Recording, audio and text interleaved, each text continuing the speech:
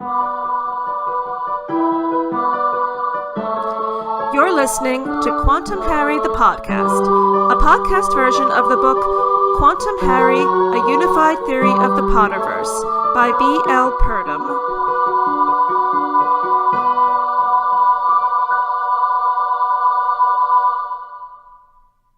Episode 11, Wargames. Episode 10 was the beginning of a 2-episode arc examining the role of toys, sweets, and games in the first book of the Harry Potter series, so if you missed that one, I recommend going back. Early in Harry Potter and the Philosopher's Stone, where someone stands on Quidditch is a metaphor for how well they fit into the wizarding world. That Harry takes to flying immediately clearly delineates him as a soldier, a warrior.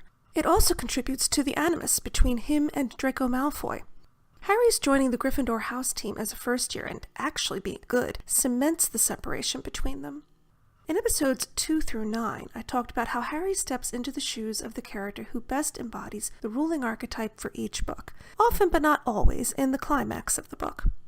In the forthcoming episodes, in which I'll be examining the role of games, toys, sweets, and fairy tales in each of the 7 books, I'll also examine the way, in the climax of each book, Harry fights a battle with game-like qualities or plays a series of games that help him to win a battle in the climax, and, ultimately, a war.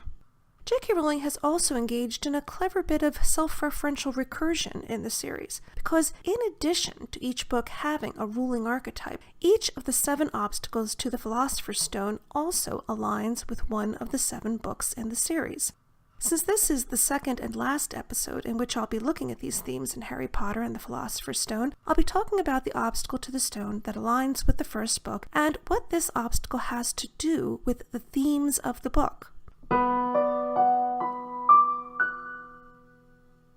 The first obstacle to the stone is Fluffy, the 3-headed dog that Hagrid loans Dumbledore to guard the trapdoor leading to the stone.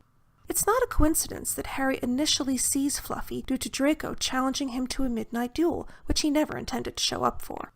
Dueling is an obvious mock war, and Harry is alarmed by Ron stepping up to be his second should anything happen to Harry. Harry's holding up his end of the bargain, showing up to play/fight, leads directly to his meeting Fluffy.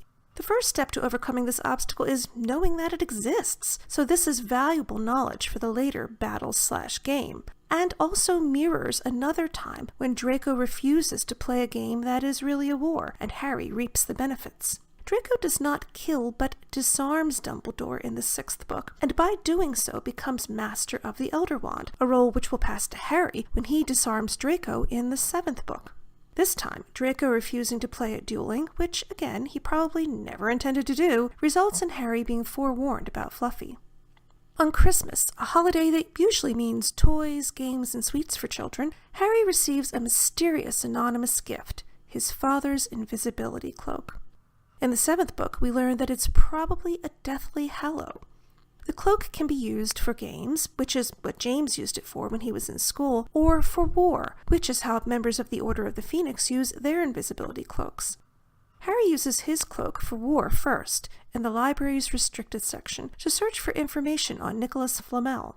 This leads to his discovering the Mirror of Erised, which, like many of Rowling's mirrors, is more like a toy than a normal mirror, and his mastering the mirror game will lead to success in the Philosopher's Stone game, which is appropriate since Harry discovered Flamel's identity in the first place by noticing his name on Dumbledore's chocolate frog card, something collected by kids that comes with a sweet.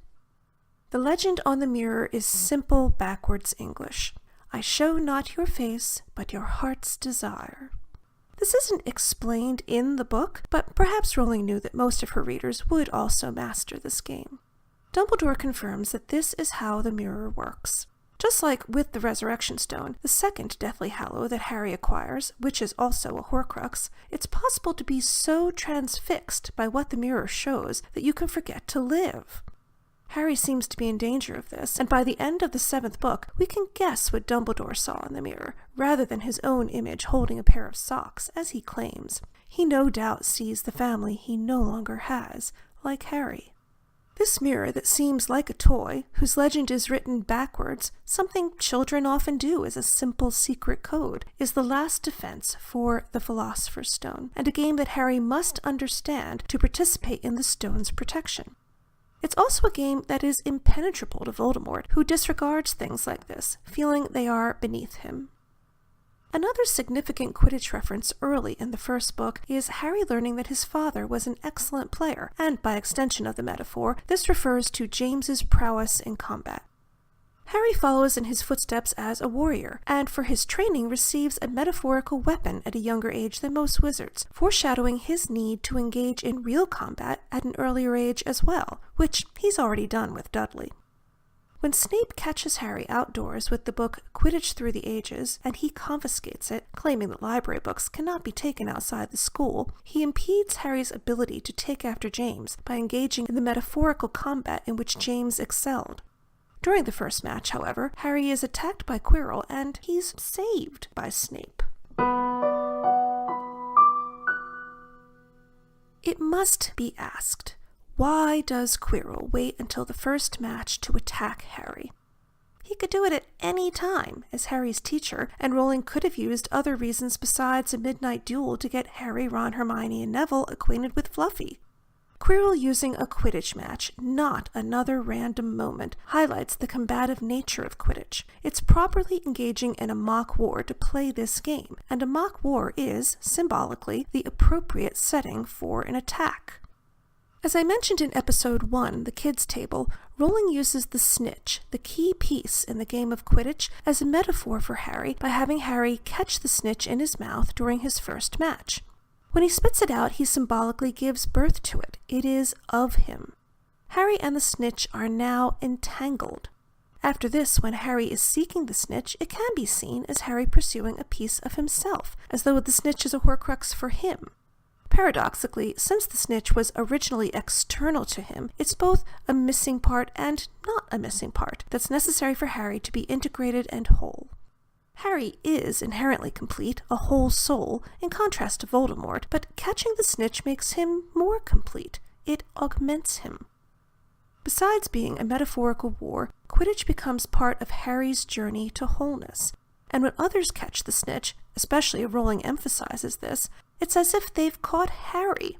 So Rowling not only uses games to structure the books and consistently morphs games into battles, she positions Harry as the equivalent of a piece in the series' most prominent game and metaphorical war. Ron sees himself holding the Quidditch cup when he looks in the Mirror of Erised. This is an important symbol to him, and his winning the cup in his 5th and 6th years points to his worthiness as Harry's comrade, as he is during the 7th book especially.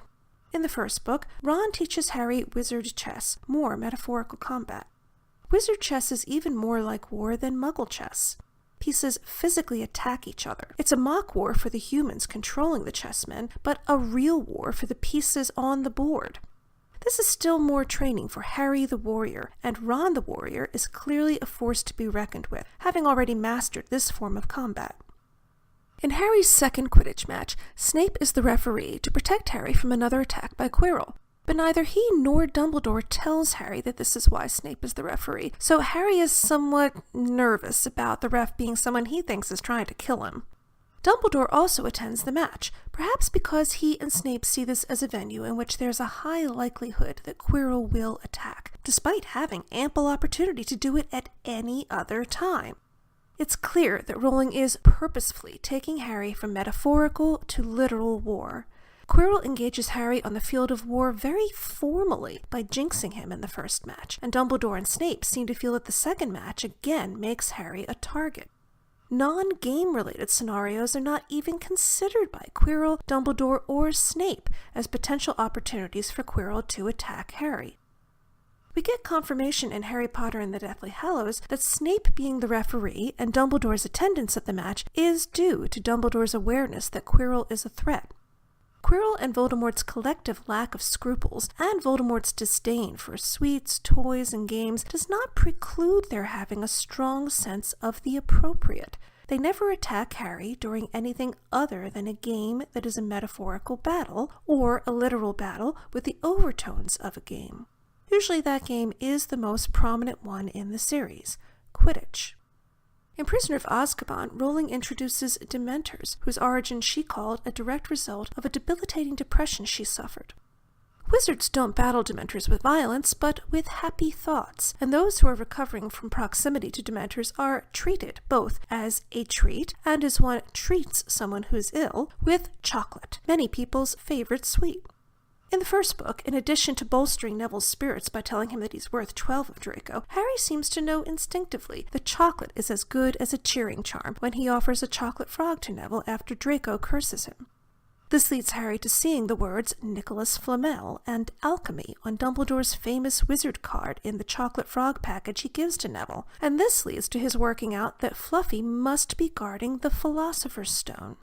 Again we go from war, Neville being cursed, to play, sweets and toys, and then back to war, protecting the Philosopher's Stone. After his second Quidditch match, Harry sees Snape hurry toward the Forbidden Forest, so he uses his broom to spy on Snape, and the metaphorical war, the Quidditch match, again segues into real war, since spying is part of war. Unknown to Harry, Snape is his ally, not his enemy, but he cannot tell this from the conversation with Quirrell. Snape is the enemy in Harry's mind, and he believes that what he overhears confirms this. Even a throwaway line like Ron muttering in his sleep about Quidditch fouls can point to his being a warrior. He thinks about metaphorical combat even while he's sleeping, and specifically fouls, which is when a player breaks the rules. Ron is wrong, however, to say that Neville will play Quidditch for England before Hagrid lets Dumbledore down. While he's playing cards at a pub, Hagrid reveals to a stranger, who's really Quirrell, that Fluffy is pacified with music. This could have happened during a conversation over a pint at the pub, or Quirrell could have plied this from Hagrid at any time. But when Hagrid slips up, it's during metaphorical combat, a card game, a deck of cards being something that was also quite dangerous to Lewis Carroll's Alice. It's an appropriate venue for Quirrell to obtain this intelligence. Another game played throughout the school year is the House Cup competition. Slytherin has won 7 years in a row. Most of Gryffindor considers Harry to be persona non grata after he and Hermione are caught out after hours because they were taking a baby dragon up a tower. Neville is also caught out at Gryffindor House after hours, trying to warn Harry and Hermione that Draco is sneaking around trying to catch them. Gryffindor is now in last place in the competition. When Neville tries to prevent Harry, Ron, and Hermione from leaving the common room again, because he doesn't want more points taken from Gryffindor, Hermione, apologizing, puts a full-body bind on him. With the opening battle won, they go off to confront Fluffy, to play a much deadlier game with higher stakes than the House Cup. The obstacles to the Philosopher's Stone are all game-like, or games help Harry, Ron, and Hermione to conquer them. Thanks to Hagrid's loose lips, they know that music calms Fluffy, the three-headed dog. Neither magic nor a fight gets them past this hurdle, but music, something considered frivolous by many people, but which Dumbledore calls, quote, a magic beyond all we do here, unquote. And as I've already mentioned, the game that helps them get past this obstacle is the game of cards that Hagrid was playing with Quirrell when he revealed that music pacifies Fluffy, though Harry, Ron, and Hermione find out about this when Hagrid is recounting his card game to them. Fluffy clearly owes a debt to Cerberus, the three-headed dog guarding the entry to the underworld in Greek myth. So getting past Fluffy is symbolically the same as entering the underworld to get a boon that prolongs life, the Philosopher's Stone, which is a common quest in myth and folklore. In other words, despite the properties of the Philosopher's Stone, you cannot completely escape death by using it to create the elixir of life, since accessing it means, in this story, having to metaphorically die. The next obstacle is another game, pacifying the deadly devil's snare plant. In fact, each herbology lesson is also a game in which Professor Sprout lays down the rules for play, and students must follow them or suffer dire consequences, so her lessons/games are also miniature wars. Rather than fretting about having no wood for a fire, Ron prompts Hermione to use magic to conjure the type of portable flames that she used in a somewhat frivolous manner earlier, though she also uses them to set Snape's robes on fire when she thinks he's jinxing Harry. Now the flames save their lives. Next is Flitwick's contribution, the flying keys, and the relationship to games here is obvious. They're a flock of snitches, playing to Harry's Quidditch skill. After an obstacle that Quirrell overcomes for Harry, Ron, and Hermione, Fluffy, we get one overcome by Hermione, prompted by Ron, and one by Harry, who catches the right key as he would catch a snitch. It's Ron's turn now. We finally get what the wizard chess games were leading up to, live combat. Harry is too inexperienced to excel at this, so he's lucky that Ron can serve as his strategist. They quickly learn that the game is played exactly like wizard chess. Captured pieces are attacked and violently subdued. Ron's sacrifice is foreshadowed by a game earlier in the book. In Chapter 12, The Mirror of Erised, a piece yells at him, "Don't send me there! Can't you see his knight? Send him! We can afford to lose him!" Ron essentially follows this advice when he puts himself in the path of the Queen to give Harry a chance to win, though Harry doesn't believe he can afford to lose Ron and protests. Ron knows what's at stake. Harry does too, and he's willing to sacrifice himself, but not Ron. He does so very reluctantly. During the chess game, Harry is in the role of a bishop, a position of spiritual rather than secular or military authority, like the king or the knight. This and Harry's ability to speak to snakes points to his being an axis mundi, a link between worlds, a liminal being, the seventh archetype, who epitomizes wholeness. We see through Harry being a bishop why it's his job to join divided entities and share power that had been abused or hoarded.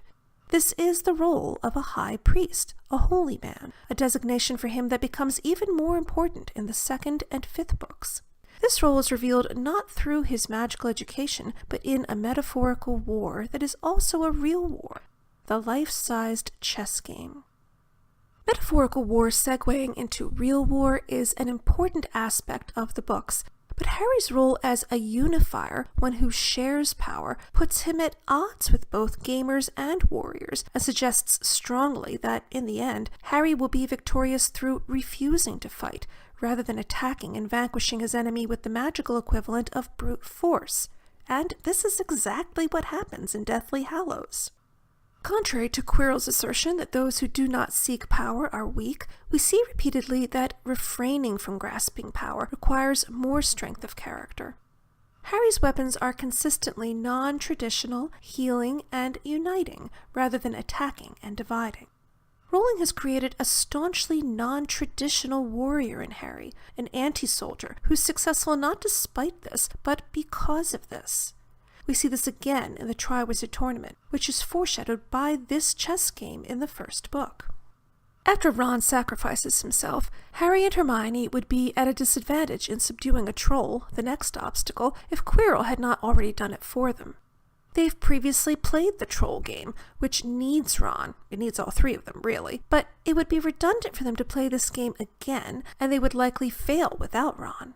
Again, when battles don't segue from games, they take on the quality of games. The troll incident is a component of the Harry Potter video games, giving players the chance to play at knocking out the troll, like Harry, Ron, and Hermione.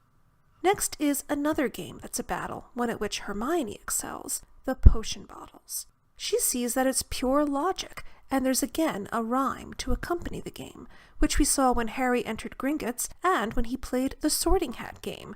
Ron, remember, was worried that being sorted involved having to fight a troll. The potions game is as dangerous as the others. If Hermione's wrong, she and Harry could be poisoned at worst and unable to protect the stone at best, though that outcome could be seen as the worst by most of the wizarding world. However, Hermione succeeds, so Harry drinks the potion that lets him go on. The sixth game/obstacle has been conquered. Harry plays another game with the Mirror of Erised and Professor Quirrell, Keep Away.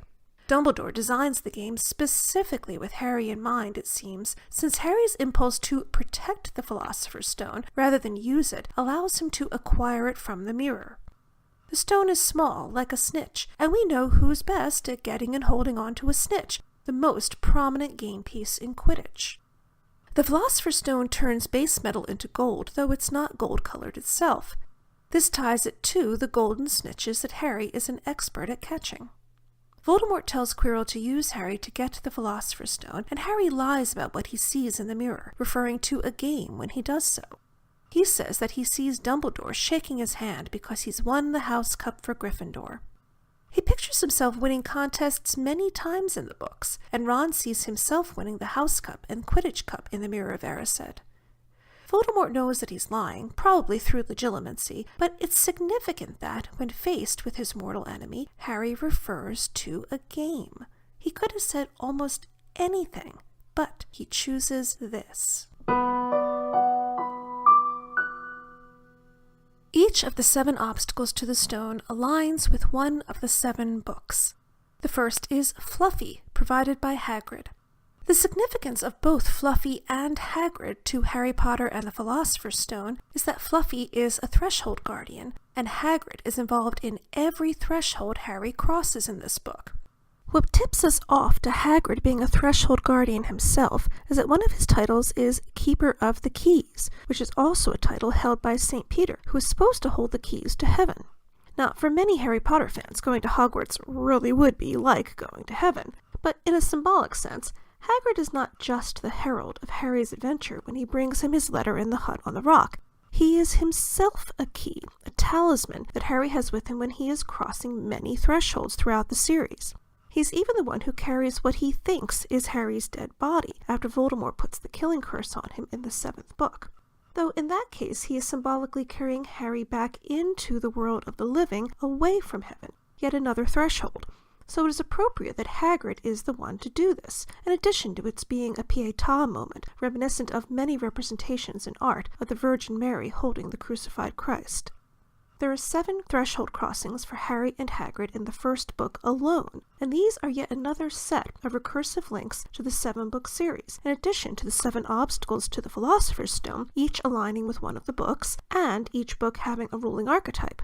In fact, the links between these threshold crossings and each book are entwined with the ruling archetype for each book, and the last threshold is the first obstacle to the stone. Number 1. As I talked about in episode 4, Mother May I, Hagrid, the archetypal mother, delivers Harry to Surrey as a baby, flying over water to do so, which is a symbolic rebirth. The link between the first book and the first threshold is very simple. Hagrid is bringing Harry to Dumbledore, the character who best embodies the wise old man, the ruling archetype for the first book. I'll explain the links between the other threshold crossings and the remaining 6 books in the same episodes in which I'll talk about the obstacle to the Philosopher's Stone aligned with each book, but right now, in brief, these are the other thresholds. Threshold number 2. He delivers Harry's Hogwarts letter, crossing water again to reach Harry in the hut on the rock, after which he takes Harry over that body of water to go shopping for his school things, which brings us to number 3. He takes him through the wall at the Leaky Cauldron to reach Diagon Alley. Number 4. He also takes him to an underground vault at Gringotts, a symbolic underworld. Number 5. He's with the First Years on the lake, the threshold crossing ritual that all Hogwarts students go through. Number 6. He takes Harry, Neville, Hermione, and Draco into the Forbidden Forest, another symbolic underworld, for a detention. And, through Hagrid's slip of the tongue, Harry learns how to pacify Fluffy so that he, Ron, and Hermione can enter another symbolic underworld, crossing the 7th and most dangerous threshold so far.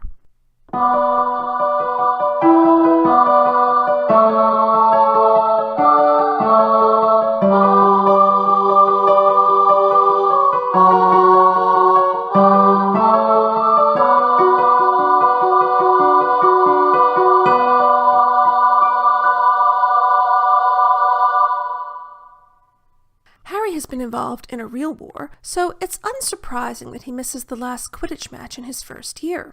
Metaphorical war is of little consequence when real battles are at hand, even game-like battles. While he's surrounded by the sweets that other students have brought to the hospital wing for Harry, his reward for successfully playing the Philosopher's Stone game, Ron tells Harry that Gryffindor were steamrollered by Ravenclaw without him, further evidence that Harry is integral to both literal and metaphorical battle. Without Harry, the great unifier, or a surrogate chosen by him, reuniting with the missing and yet not missing fragment of himself, the snitch, there is no victory. Harry was busy catching a metaphorical snitch, the Philosopher's Stone, and in that match, our seeker was the victor.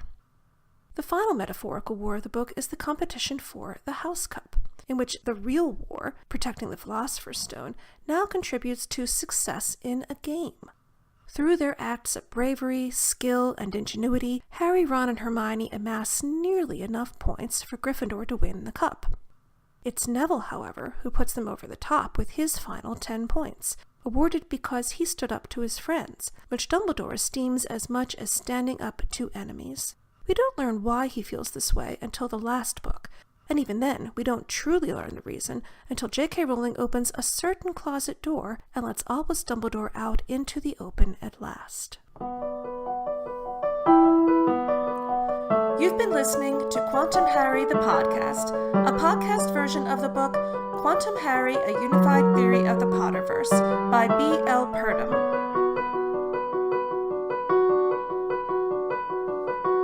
All music heard on Quantum Harry is composed and performed by B.L. Purdom. To ask B.L. Purdom to be a guest on your podcast, send a Twitter direct message to @QHPodcast.